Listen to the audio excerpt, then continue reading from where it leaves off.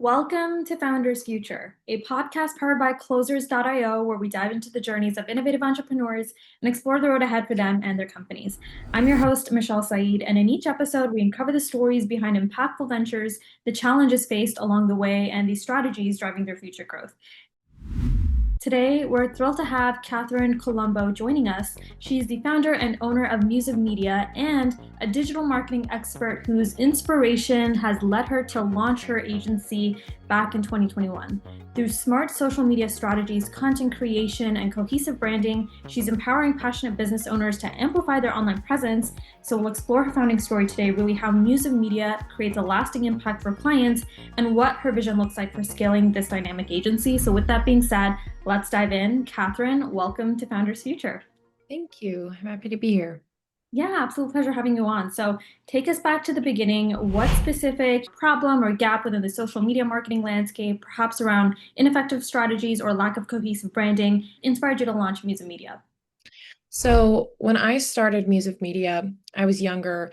I just wanted to be an entrepreneur, and I didn't really think too much about the market or what the market needed, to be honest. But obviously now that's changed. So I just wanted to get into social media and content creation. I think what I did pick up on is the local businesses around me seem to need some help doing social media, creating content. It's very time consuming. And I think I identified that as the main problem. And that's how I was pitching myself. I started out doing freelance and then I transitioned to my agency. So now the gap that I've identified is that I think people really struggle to create really successful content that actually drives results, impacts your bottom line rather than just giving you a presence. So that is our mission, is to actually impact your business and not just create content. I love that. So, really making sure that a lot of the branding, a lot of the cohesion behind what you implement with social media is actually going to allow a business to thrive essentially. And I'm going to assume that impact would be like profitability or some sort of brand awareness essentially, right? Yes. So right now we're focusing on working with creators or working with brands that have some kind of product to sell. And so if we're working with a creator, the goal there is that we're creating content and increasing your traffic consistently so that you can secure higher paying brand deals. And Mhm. then with brands that sell products, the goal there is, of course, to increase their traffic so that they can sell more products. Okay, got it. So as far as the core offer goes, your ICP is primarily creators and other brands looking to land higher paying brand deals essentially. So this is a form of influencer marketing. I'd love for you to share a little bit more on that, how you structure from an engagement perspective, what you do for clients, how long a typical client engagement lasts, and really what the deliverables would look like throughout that process. If you could break that down for us. Yeah, so for how long they last, it's usually we start on a 3-month trial basis. And then all of my clients so far, we've just continued indefinitely because it's worked so well. Usually in the first month to 3 months, you can get an idea of the trajectory. If there's a client that we're working with and we develop a strategy to have them sell more of a specific product or launch a product, or a creator that maybe they have a dual goal, which is they want to get brand deals, but they also want to promote they have their own product or something that doesn't clash with any brand deals. We can do both. Usually 3 months is you can see the trajectory, and if working with a social media agency is actually going to help you and it makes sense to put that investment in based on how much you're profiting, et cetera. So what the deliverables look like, first we start off with a really in-depth research, and then we garner all of this information, competitor analysis, whatever your niche is, we analyze other content, highest performing content in that niche, and then write our own scripts for the client that are in line with the content that has done really well for other creators in that same niche. And then after that, we come up with the content blueprint and we'll submit it to the client. And we have either the client film the content and we will edit, or we will film the content depending on which plan they're selecting. And then we deliver it, schedule it, and from there, just continually monitor analytics and revamp the strategy as needed and just kind of act as like consultants. And then we do it all over again every single month. Okay, really cool. So after the 3 months, is there an option for the client to sign on like a more of a retainer basis, or is it more of a pay per month type of model that's set up? What usually happens after that? Yeah, usually we offer a retainer basis after the first 3 months. And I try to be very flexible just because sometimes a lot of people have never worked with a social media agency before, or they haven't worked with a social media agency in the capacity that we deliver. So I try to be flexible, but yes, it's usually the 3 month period, and then we'll offer it on a retainer basis going forward. Amazing. As an agency, have you niched down to a specific type of creator that you work with, or is it pretty much really any creator who is online on Instagram on any of those platforms? Pretty much anyone. We may do that in the future. It just depends, like the more and more creators and brands that we work with and local businesses as well. It just depends if we really find one that works well for us and our strategy, then yes. But as of now, we work with anyone. And a lot of the brands, when I say brands or creators, all of the brands and creators that I'm working with right now are local, which is great. So I'm really focused on local businesses, and that's like a big part of what drives me and what I'm passionate about is helping the people that are immediately around me. Yeah, I love that. I love that you brought that up. So really like giving back in your community, really just giving back as much as you can. There's social good attached to what you do as like an agency. So yeah, as far as the acquisition side of things go, how are you generating leads for your own agency right now? What's working best there, or what challenges are you even having with lead gen as like an agency owner looking to scale and grow? Yeah, so I think that for us, it's tough because we're so focused on our clients right now, and we're in still very much a startup phase. So lead generation right now, it's just referrals, word of mouth, and Mhm. we're trying to build out a strategy to go forward to have a more repeatable way to get leads for the agency and actually put resources behind marketing. But right now, we don't really have that. It's just been referrals and word of mouth, which I think is a good thing because it's a testament to the fact that I've been able to grow with only that is a testament to our client relationships and what we've been able to deliver as far as results go for our clients. Yeah, 100%. But that's really cool to see, especially this is advice that resonates with our listeners. One thing we talk a lot about on the podcast is that idea of predictability when it comes to lead generation, especially if you're looking at having consistency with your revenue, doing something like cold outbound or having some sort of cold traffic, whether it is through Meta to really target your ACP. And so that's the next step. And is that like more paid ads you're looking at to really grow on that side of things, or is it more like doing a cold outreach strategy to get in front of the right creators? So I think it's both. We have two different client personas because we have two different main offerings or packages. And the cold outreach would be for a full service client, whether that's creator or a brand. And then we would go forward with an organic strategy, a really strong organic strategy, because that is what we specialize in social media. And that would be to get in front of our clients. That would be a strategic consulting package and not instead of full service. And we would also probably put some paid behind that, but it would most likely be boosting organic content that's already doing well rather than creating an ad campaign that's isolated. I think that when you're looking at building an audience or seeing results from an ad, to me, what's extremely valuable, much more than just raking in a bunch of leads from a successful ad, is that you're building an organic audience because they actually want to follow you. They're choosing to follow you. You're not just paying for an audience that's going to come and go based on how much you're putting behind your ads. So my chosen method is to just amplify what's already doing well and build an audience organically, and then cold outreach and really being active on LinkedIn, things like that.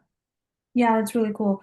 With cold outreach, especially with a lot of branding and social media agencies, it tends to work very well because you have a low cost per acquisition. You Mhm. can automate a lot of that outreach, especially with AI now on the forefront as well. And so building top of funnel awareness is right now that first step to layering that foundation and then really turning on that faucet to do more of that cold outreach to generate more clients that way. So really cool. As far as sales goes, how is all of that structured right now within your business? I know you're probably a solopreneur still starting out. Are you doing the sales calls yourselves with the clients, or do you have a team in place handling some of those components with business development, closing? Walk us through how all of that is structured. So I'm the only one focusing on business development and sales. So my biggest thing right now is when I do sales calls with potential clients, I just try to actually listen to them and give authentic answers. I'm not really my nature isn't really super salesy. So it's been something that I've tried to improve. And what I found is that if I'm just being authentic and really listening to the potential client, I get much better outcomes that way. I think that, like, what are some of the things I've done differently now than I did in the beginning would be I used to send my proposals or my pitch decks just straight to their email, and I wouldn't even say, "Hey, let's get on a call," so that I could walk through it with them and really build up that value. Or I Yeah. would like just outright say the price first, and then I would get into the value. And now Mhm. what I do is I'll schedule a discovery call and I'll have them fill out a questionnaire first so that I can really like talk about what their business is offering and what they're interested in. I ask, what is your dream outcome with social media? And then we'll talk about all that on the discovery call. And I'll say, okay, so now I know, like, I really know what you are looking for now and what would work for you. Then we create a proposal and I immediately schedule a follow-up call. And then we go over the proposal. I don't say how much it's going to cost until I go through everything that we're offering and really build up the value. And then Yeah. I share what the investment is going to be. And that has been amazing and it's worked really well. And then I immediately schedule another follow-up call and say, just, I want you to take time to go over this because most people do. And then we can make any adjustments necessary to the scope if that's something that you need. I don't offer discounts. I'll just like shrink the scope if needed. And then we'll Mhm. schedule the follow-up call. And then usually that's when I just try to like lock in the client and say, let's sign the deposit and the agreement and let's start moving forward. Something that I do is if I have a client that is on the fence or they're waiting for some kind of income to Mhm. come in and that's what they're using to pay for Right. the service, I'll say, let's try to lock in a soft agreement now so that I can build it out on my end, get my team briefed. We can start learning because there is a learning process in the beginning with each client. And we'll do a soft agreement for the first 3-month trial, but I don't take a deposit. And then Mhm. as soon as we're ready to hit go and actually start the work on the project, that's when I'll require the deposit. So that's been another great way for me to ensure that people don't just fall off. And sometimes things get busy, people forget. It just keeps it top of mind. So that's Yeah. my sales strategy right now. Yeah, so you're still like really optimizing on that conversion side of things. Like even if they don't have necessarily the funds right now, pricing objections do come up, you can still capitalize on that and offer some sort of guarantee at least through having that trial in place. And then as they see the proof of concept, then they can move forward with that fixed pricing model. So as far as it goes, your growth sounds incredible. Right now you're scaling, you're looking at really growing now on the acquisition side of things. What's like a bottleneck or challenge that stands out to you as a founder right now? Is it more on the lead gen, figuring out who is your ideal client, maybe improving conversions with sales, fulfillment? What does that look like for you? What are you focused on going into this year? What I'm focused on is how I can free up more of my time so that I can focus on business development and creating some kind of standard operating procedure so that I can train new people to take on account executive roles. I think that's what really fills up a lot of my time is catching up on the things that just don't get covered with clients and it just needs to be done by me. But Mhm. the more I scale, of course, that's not feasible for me to have 10, 20 clients and I'm still picking up on those really important, crucial things that you have to focus on with clients and some things that go beyond just production. Like it's easy to have people produce, but I think that having a more account executive role where you're dealing with everything and you're dealing with the client management is hard to train and hard to find, especially in this early stage. So I've been trying to really work on getting a good training system and guide together so that I can, going forward, as I get each new client, I'm freeing Mm. up a little more time, a little more time. So I would Yeah. say just my time has been a bottleneck. When your time is freed up, what's like the first thing you would do as like a founder now that you're working on your own business? What does that look like for you? I would say I think it's really important that there's a strong founder presence on especially organic social media.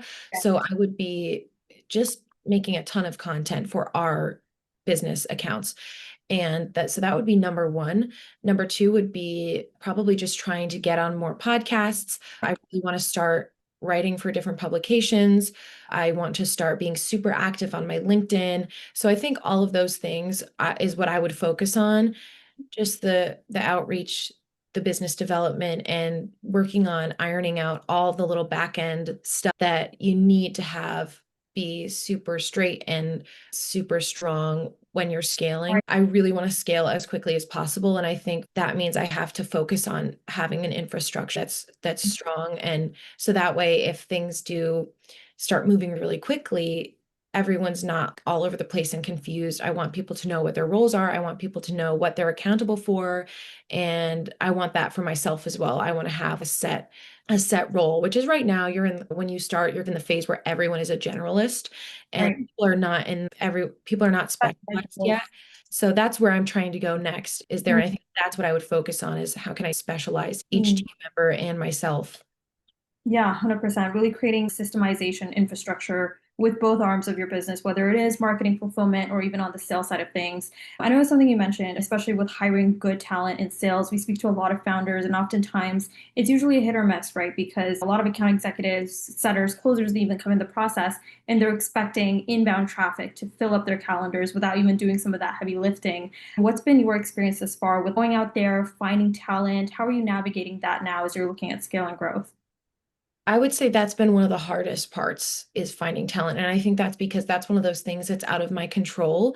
When it's within the business and I can optimize something, I can make it better, and it's me, that's one thing. And I'm confident that I can figure those things out. But when you're finding talent, it's dependent on the talent that's out there. And so that's been one of the hardest things. And I think it's just a matter of really understanding exactly what you're looking for and what kind of expectations you have. I think being upfront is really important. So I would say that we're like, it's very fast paced. I need somebody who's okay with that and who's organized and who is also interested in being a part of something at an early stage, because there's definitely a different attitude that you need. It's not just like coming into a huge company and having a comfy job. It's just not that way. So I try to be upfront about that. I'm not going to be beating about the bush and promising things that are just not the case. Yeah, I think it's been about just finding as many people as possible that are interested and really like hyper fixating on little details. Like people will tell you who they are in lots of little ways, like not sending a thank you email or last minute canceling a meeting. Like it sounds harsh, but if somebody cancels a meeting last minute, I usually will write them off unless there's a really good reason for it. Just because from what I've learned, I used to give people the benefit of the doubt in the beginning, but I realized like it's just you can't do that when it's your business because it can really drag things down immediately, and that's dangerous.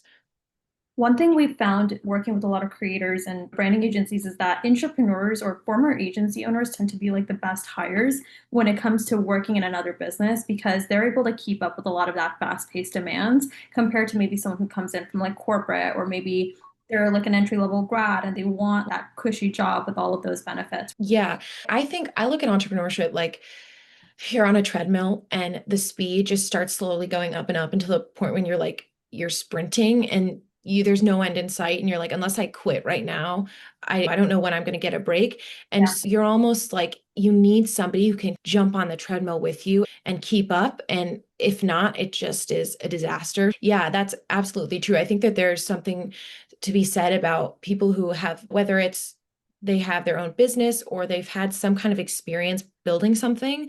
I think that's a green flag for me. And I've noticed that people who are go-getters in that way tend to be already acclimated to that kind of fast-paced environment. Yeah, 100%. And as far as like the vision goes, especially as you're focused on growing your team now and scaling, what is that target going into the latter half of 2025 as far as performance milestones, impact goals? Paint that picture for us as well.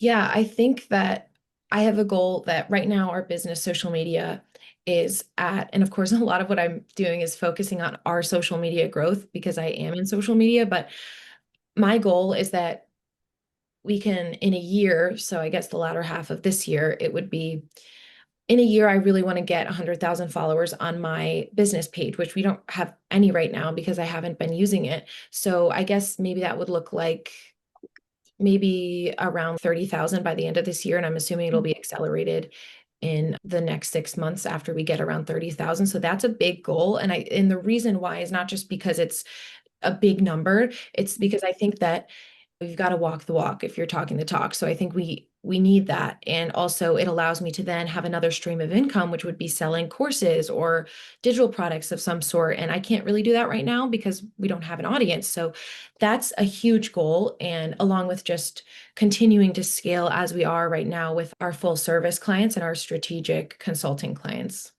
Yeah, 100%. And that's the next step, especially as a founder, when you're looking at scale. It's like with your fulfillment model, there's probably an inherent cap as well in the number of clients you can inevitably take. So how do you digitize your offerings, creating evergreen products to where it's standardized and that implementation is something that clients can take on themselves? Yeah, and as far as the lightning round goes, we're now in there. What are some tactics or tools, maybe from like for social media, content creation, that's been like a game changer for music media? So Trello has been a game changer. And the reason why is because I didn't realize how when you're super busy and you have a lot to do, task management is like king. And I think I used to be like big into writing notes on paper, but now I just use Trello because of the way it's organized and it's been a huge game changer. I love that. I'm gonna look into Trello because I always use Notion, and Notion's been like the one thing for me that like always keeps me on my toes, especially with project management and tools like that. Yeah, I think Trello to me is like very simple and that's what I like about it. Very intuitive, yeah. Better than ClickUp because I know everyone's talking about ClickUp right now, and it's definitely Yeah. not the I've thing. tried I've tried Notion, ClickUp, and Trello is my favorite. Okay, noted on that. I'm gonna look into it. And then yeah, before we do wrap up officially, best piece of advice you would give to some of the listeners out there, entrepreneurs, founders looking to follow in your footsteps and even start their own agency. What would you leave on one last note?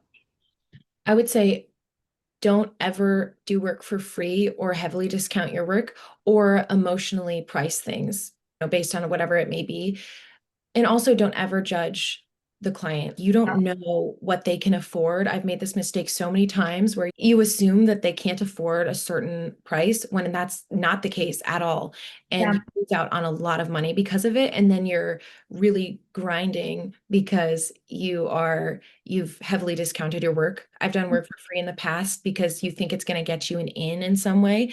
And there are rare cases where it actually does that. I'm not saying never do it, but you really have to be discerning when it comes to people pushing you because you're young or because you're new to do something for a lower price. So I would say be super wary of that when people ask that and yeah. you don't emotionally price things. Yeah, and never make assumptions because you never know. It could be something else, maybe not even pricing at the end of the day, maybe something else you haven't unlocked in that process. All right. With that being said, that wraps up an inspiring episode of Founders Future. Catherine, thank you so much for joining us today and sharing your incredible journey with really building your agency. We're excited to see your continued success going into the latter half of this year. And to our listeners, if you enjoyed today's episode, don't forget to subscribe to Founders Future, of course, wherever you listen to your favorite podcasts.